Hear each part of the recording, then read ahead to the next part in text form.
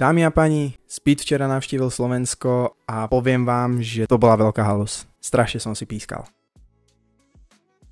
Pripútajte sa, dneska to bude jazda. Pravdepodobne všetci viete, že Speed včera navštívil Bratislavu, pretože to bolo úplne všade. Bol toho plný Instagram, bol toho plný TikTok, boli toho plné správy a podľa mňa ľudia, čo majú ešte Nokia 3310, tak na tej malinkej obrazovke im tam proste vyhodilo fotku Speeda a pod tým, že som na Slovensku, dojdím a pozrieť. Plné ulice ľudí, no majú stovky ľudí tam, stovky ľudí tam, stovky ľudí tam, no majú zapchaté cesty. Akože, dobre, ja tomu ošialu chápem, pretože my sme taká malá krajina, že keď sem dojde niekto známy, tak všetci sú z toho páv a všetci ho potrebujú instantne vidieť, chytiť si ho, ošmahať si ho, odfotiť sa s ním. Dobre, že nie ho oblízať a ovoňať. Človek má rôzne chuťky. Ale je tu pár vecí, čo by som ohľadom tohto streamu vytkol, hej. Úplne základná a prvá vec je sprievodca, hej. Akože ja nie som úplne úžasný človek, čo sa týka angličtiny, hej. Ale mňa by zaujímalo, kde nabrali tohto chlapca. Na random proste vyhral casting, alebo ho vybrali proste len tak na ulici, lebo je 10 000 iných rôznych ľudí, ktorí ho mohli sprevádzať a bolo by to podľa mňa o mnoho zaujímavejšie. Nie už len čo sa týka toho vyjadrovania, chodenia okolo neho a tieto veci, ale už aj čo sa týka toho, že by sa s nimi možno viacej dorozumel. Napríklad taký Peter by bol podľa mňa, že úplne úžasná voľba, čo sa týka sprevádzania Speeda, pretože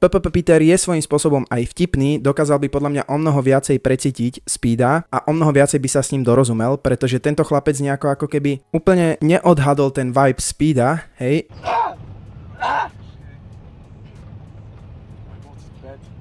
You alright? Yeah, we are.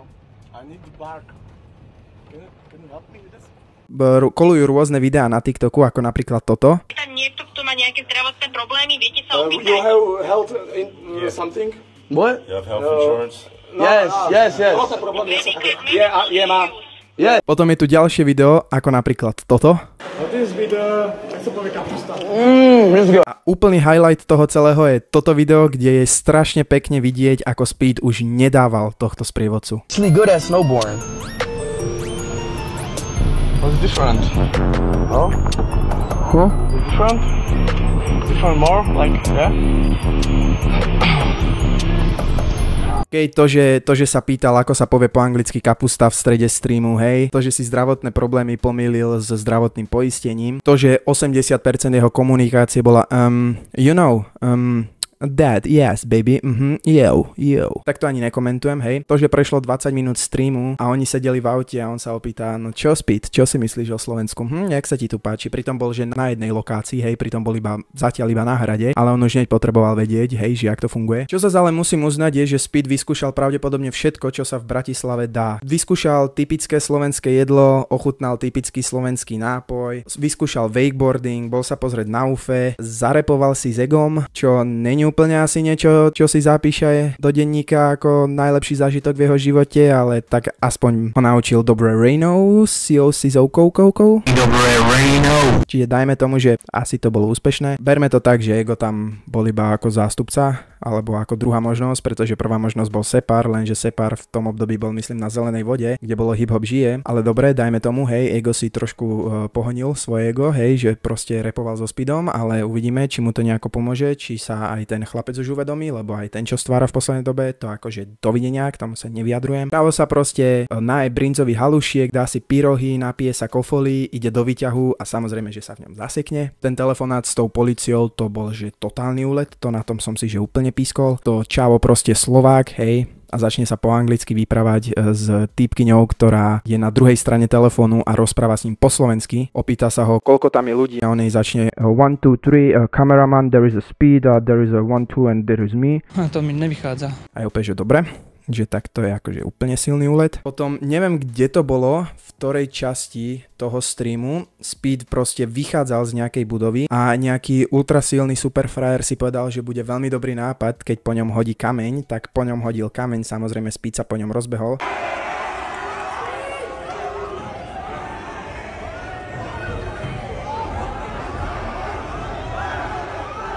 Neviem, či ho chytil alebo nie, to si nie som úplne istý, ale je tam v tom zázname vidieť, ako sa proste po ňom rozbehnem, čo akože vôbec sa mu nečudujem, hej. Môžeš mať sledovanosť, akú veľkú chceš, môžeš byť vzor pre hocikoľko ľudí na planéte, ale keď po tebe niekto hodí kameň, tak tvoj základný púd je proste, že buď sa s ním porozprávaš, vyrozprávaš mu to, alebo sa po ňom rozbehneš a chceš mu to vrátiť, hej. A Speed je proste typ človeka, ktorý není úplne akože komunikatívny, takže samozrejme, že sa po ňom rozbehol, čo je úplne pochopiteľné, tomu nedávam za zle, lebo však to by som spravil asi aj ja na jeho mieste. A na druhej strane, kamoško, fakt budeš po ňom hádzať kamene. Fakt proste si povieš, že je veľmi dobrý nápad proste ísť medzi 350 ľudí, vyskočiť a hodiť mu kameň, normálne, že dobre, že si netrafil ksicht. Tak akože si normálny, tak si daj kýbel na hlavu, sa uvedom. Tak akože koho môže toto napadnúť, že toto je dobrý nápad, že ja idem zobrať kameň a idem to hodiť niekomu do tela, do tváre, to už je úplne jedno. Ešte teraz, keď si predstavím, že by mu trafil tvár, tak normálne, že naša krajina, ktorá asi že po celom svete je známa len tými zlými vecami, lebo však tu na Slovensku je veľmi málo dobrých vecí, tak by sme sa zapísali do histórie ešte ako krajina, ktorá zlomila Speedovi nos. Nice, lebo to proste podľa mňa potrebujeme.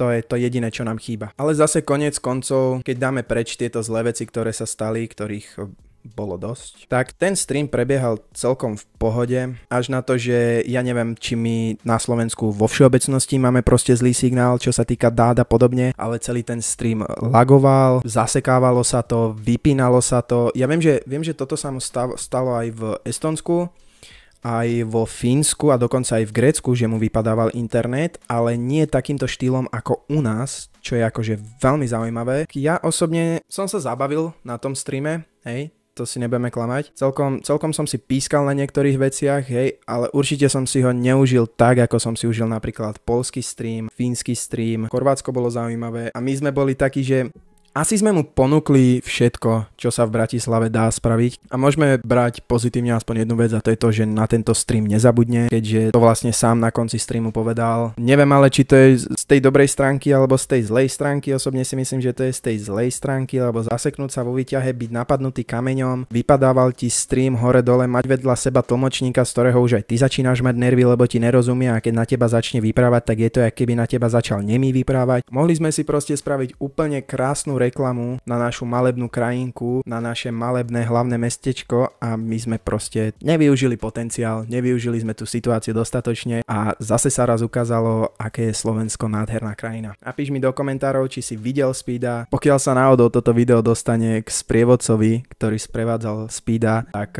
hello, very good English, today is very good weather a meine Taktik skúsiť šušn. Čaute.